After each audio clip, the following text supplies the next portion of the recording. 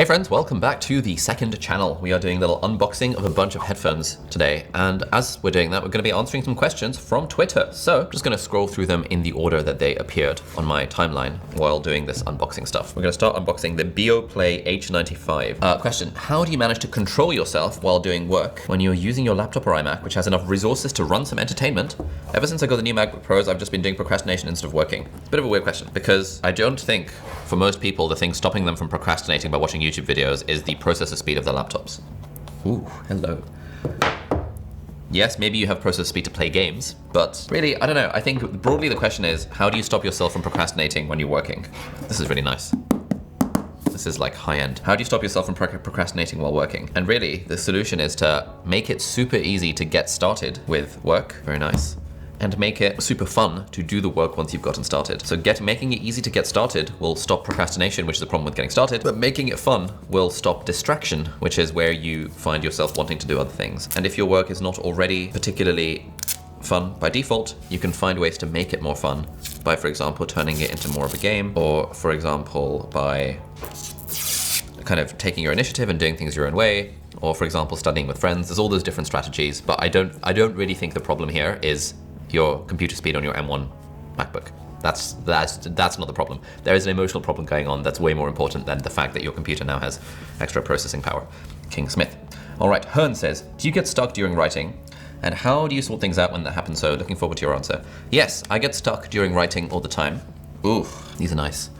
They don't actually feel that high end, but they are nice. I get stuck during writing all the time. What I remember is that advice I heard from Seth Godin, which is if you're struggling to write, then show me your bad writing. Basically what that's getting at, oh, these noise cancelling is good. Basically what that's getting at is that there is no such thing as writer's block. It's all a case of perfectionism. And you get rid of writer's block by recognizing that it's okay for it to suck, and doing bad writing is more important than doing no writing. And so I remind myself that, okay, I know this is going to be really, really bad, and just try and just write as much crap as I possibly can.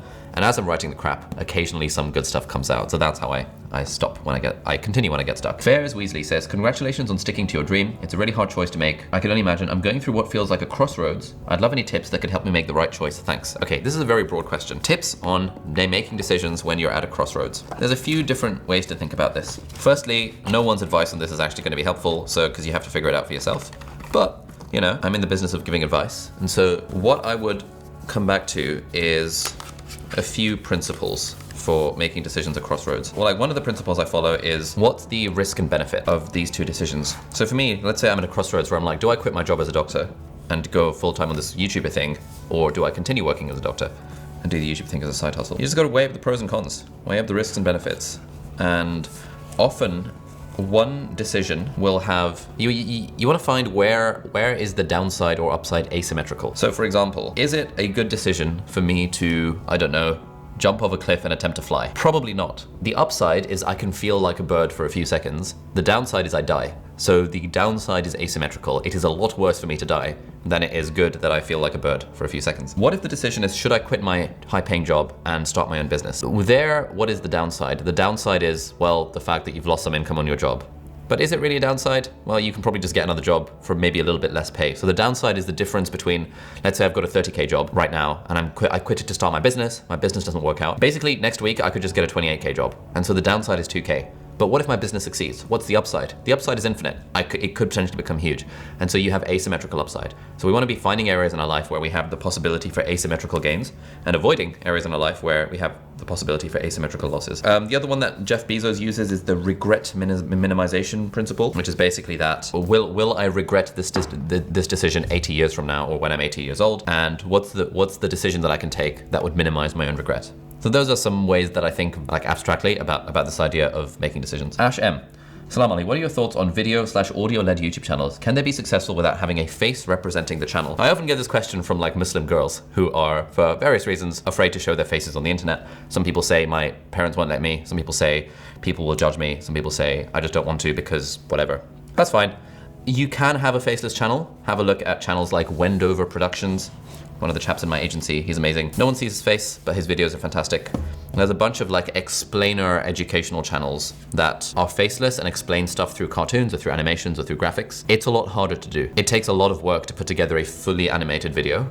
and if the reason you're doing it is because you're afraid of putting your face on the internet, then I would think twice about it. It's really hard to do a faceless channel well. It can be done. So if you're insistent on that, then by all means, go for it. Aku, how does one go about trying to improve their storytelling skill without paying for expensive courses? That's easy. Read this book. Storyworthy by Matthew Dix. Best book I've ever read about storytelling. It's fantastic, and it's in a way to immediately level up your storytelling abilities without paying for expensive courses. Austin Gabriel, I've been curious about this for a while, and I want to know, how do you deal with criticism? I'm gonna take a page from Amazon's playbook here again. Basically, like Jeff Bezos wrote in one of his shareholder letters to the Amazon shareholders one time, that dealing with criticism, really, the way Amazon do it is they decide, okay, is this criticism warranted? And do I agree with the criticism? And if I don't agree with the criticism, if I think the critic is wrong, then cool, whatevs, we just ignore the criticism. If I think the criticism might be correct, at that point the question is, do I want to choose to act on it? Is it in the best interest of the business? Is it in my best interest to act on the criticism and change something?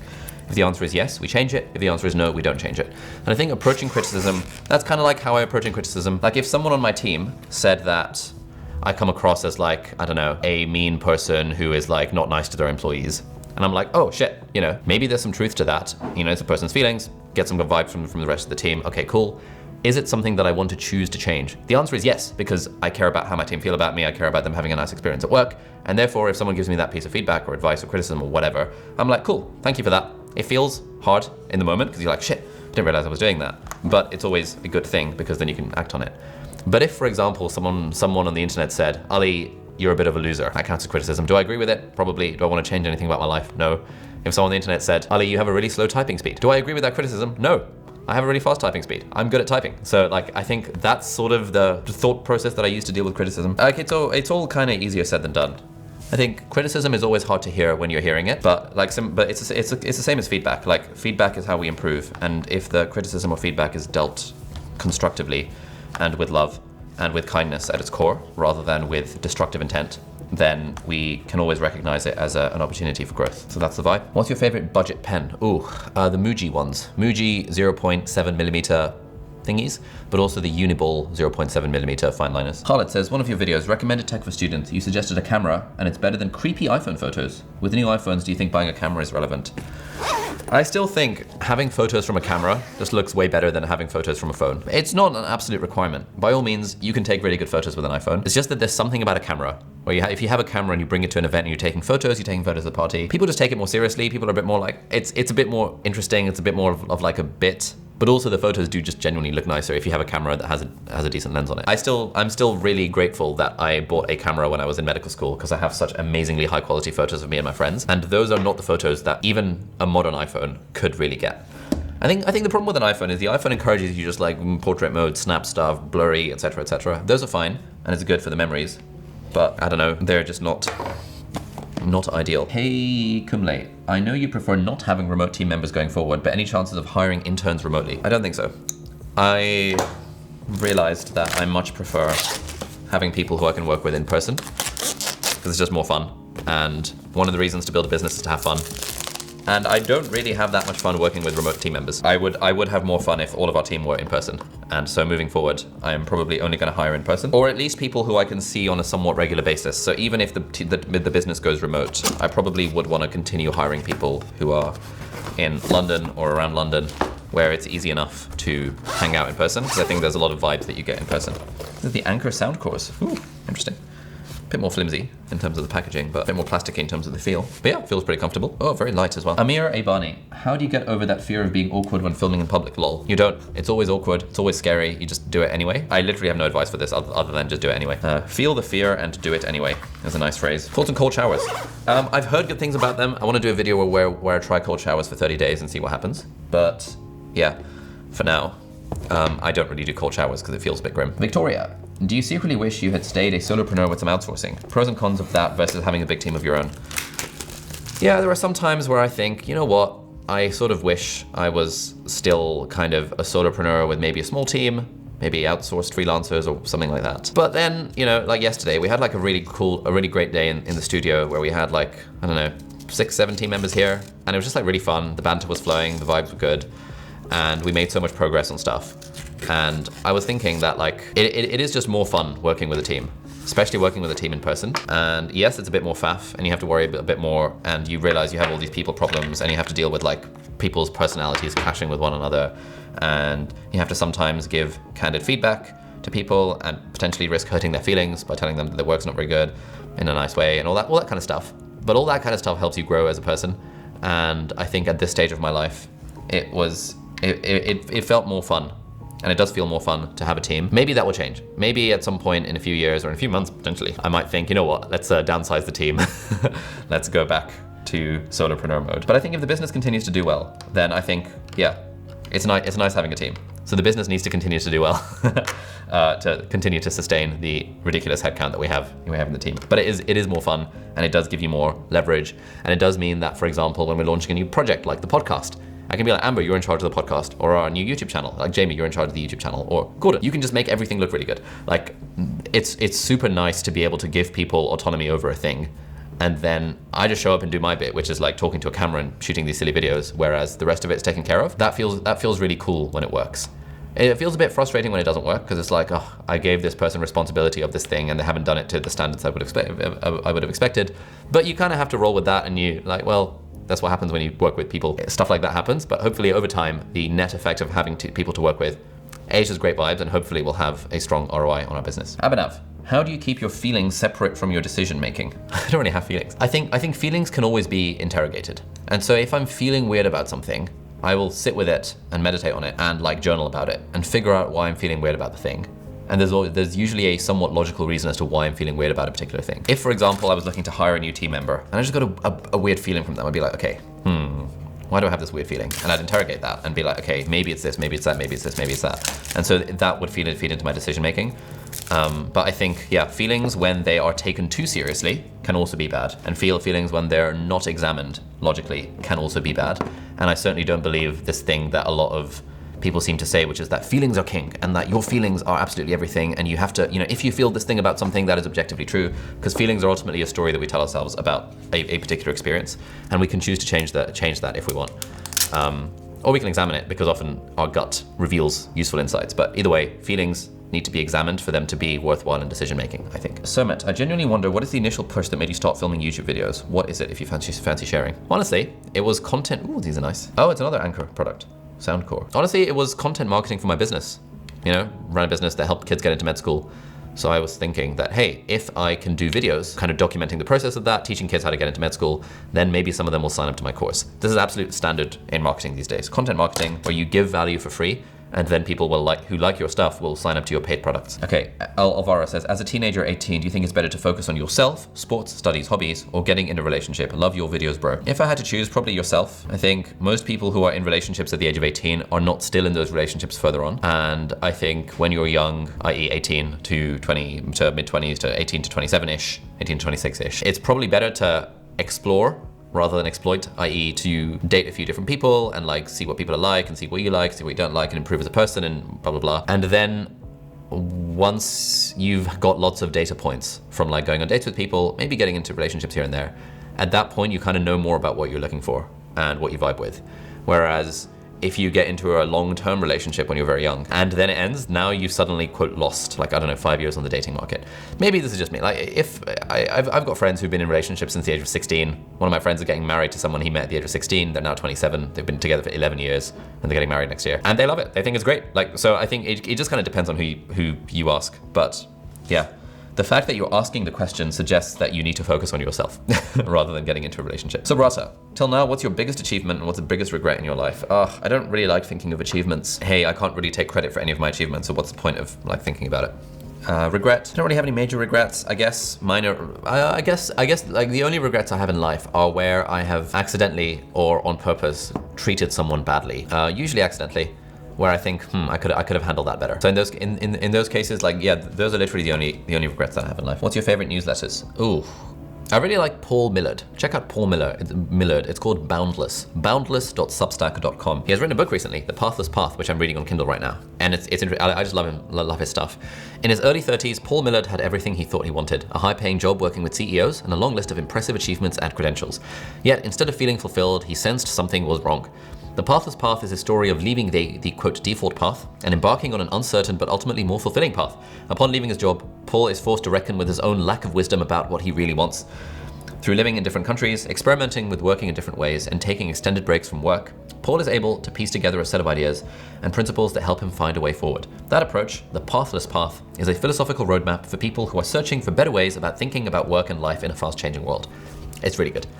So far, and his writing is fantastic, so it's probably one of my favorite newsletters. Hey Ali, I'm curious to know if you know Urdu or whether you're interested in learning different languages. Yeah, I speak Urdu like conversationally, not very well, but like conversationally. And I kind of dabbled with a bit of Japanese. I did French in school up to GCSE, so I didn't get around France. And I'm in the process of learning Mandarin through an audiobook. It's Mary Gold says, what's your biggest fear as a CEO now that you have a lot of employees? And what's your advice for anyone planning to start a business? Ooh, good question. Biggest fear is, what if we become unprofitable and start to lose money as a business? And that would mean that I need to fire people. Well, that would mean I need to fire basically everyone if we start to lose money as a business. The other big fear is the fear of like, do we have the right people? In the sense of, it's nice. Haven't seen a Windows laptop in ages. Yeah, the fear of like, do we have the right people? Where it's like, we've hired someone for a role, and now it's sort of like, I think the feeling is sort of like, and this is like generally bad, but like when you're in a relationship with someone and you think, ooh, could there have been a better option around the corner? Have I wound up in this relationship and I'm actually not happy in this relationship? I'm not sure how I feel about this relationship. It's okay, it's like reasonable, but like maybe it could be better. And there's like an element of paradox of choice involved there where it's like, if I'd taken hiring more seriously, if we'd coached this person better, if we'd onboarded them better, like, should we keep them? Should we improve? Like, there's all that kind of stuff. So I try not to think about that, because generally also when you're in a relationship, you don't want to think about like what other options are out there. But that's another big thing that sometimes is on my mind. It's like, yeah. I mean, it's a good problem to have, but like that's a fear. So yeah, the fear of insolvency and the fear of, do we actually have the right people on the team, given that they make such a big difference to us? And what's your advice for anyone planning to start a business? Oh, go for it. Read the book, The Minimalist Entrepreneur, which is here somewhere, can't find it. The Minimalist Entrepreneur, and read the book, The Millionaire Fast Lane. I can't be bothered to get them off the bookshelf, but those are two really good. Minimalist Entrepreneur and Millionaire Fast Lane. So for people like me, Scott, who are new to growing a following and trying to provide the most value possible, what would be some examples of free value to provide your audience with to make them signing up for your newsletter worth it? Hopefully that makes sense. What you're looking for is a lead magnet. So if you Google the phrase lead magnet examples, you will find lots of stuff on the internet about how to encourage people to sign up to your newsletter. Some examples is, what we do is we have, for our YouTuber Academy, we have a free 7-day email course, the Part-Time YouTuber Crash Course, where someone enters their email and every day for 7 days, we send them emails that give them a bunch of value about how to start a YouTube channel. You can also give PDFs and workbooks and Notion templates. Basically, think about what value you're providing in the piece of content and think about how you can level that up and provide that for free as an incentive for someone to sign up to your newsletter. Kanika, how do you deal with this when you come across someone who highly challenges your intellect? Highly challenges your intellect. I don't know what that means. Yeah, I really don't know what that means. I think it's a bit of a point, like, what even is intellect? Is intellect IQ? How can I meet someone who challenges my IQ? Like, my IQ is like a thing, like a trait that I have. It's like, can you meet someone who challenges your height? Can you meet someone who challenges your weight? Like, I don't know what that means. Can I meet someone who thinks I'm dumb, or who thinks I'm short, or who thinks I'm fat, or whatever? Yeah, probably. It's like, ignore, whatever. How has it been like working with a full team in a physical office space? Is it everything you dreamt of, or are there some unanticipated challenges? Oh, yeah, I've talked about a bunch of these unanticipated challenges. Really, like the most unanticipated thing for me is just how much of working with other people involves communication and clarity and like that kind of stuff. It's more about like the soft skills. And Gary Vee has a great new book called 12 and a Half, which is about the emotional ingredients for success. And I think, yeah, that's one thing no one told me before you hire people and start a business and stuff, that actually most of what you're going to be dealing with is like emotional stuff and yeah, soft skills. So that's been a learning process. Ooh, what is this? I have around 100 subscribers. I can't get more views or subscribers. Yes, I haven't posted for the past few months, but I have planned and lined up videos for every week from February. I will be consistent from now on, but why is no one watching my YouTube videos? Oh, mate. Oh, mate. Okay, there's some hard truths we need to do here. No one is watching your videos because they're not very good. The way you define a good YouTube video is a video that people want to click and that people want to watch. And so therefore, if no one's watching them, then by definition, people are not clicking on them and people are not watching them. The solution to that is to make better videos. And the solution to making better videos is to make 100 really bad videos and get slightly better with each one, because then you'll be good at making videos and then people will watch your videos. And finally, Astrid, how long did your first 1,000 subscribers on YouTube take? Ooh, book, make it stick. Nice. It took me 6 months and 52 videos to get my first 1,000 subscribers on YouTube, and longer than that for my first 1,000 followers on Instagram. So 6 months and 52 videos. So if anyone has made less than 52 videos and complains that they're not growing fast enough on YouTube, I have zero sympathy for that kind of thing. But yeah, here we are. Here we have it. It is the Q&A. Finished. Thank you for watching. Here's a video to the other Q&A that we've done. Hopefully you enjoyed this. Follow me on Twitter if you want to ask more questions in the Q&As. I prefer Twitter because Instagram always results in trash questions because people can ask questions anonymously, basically, so you always just get weird questions. Whereas on Twitter, people are forced to use their kind of actual Twitter and post it publicly. So that's why I prefer answering questions from Twitter. So yeah, follow me on Twitter, check out the podcast if you want, and check out this video over here, which is another Q&A video. See you later.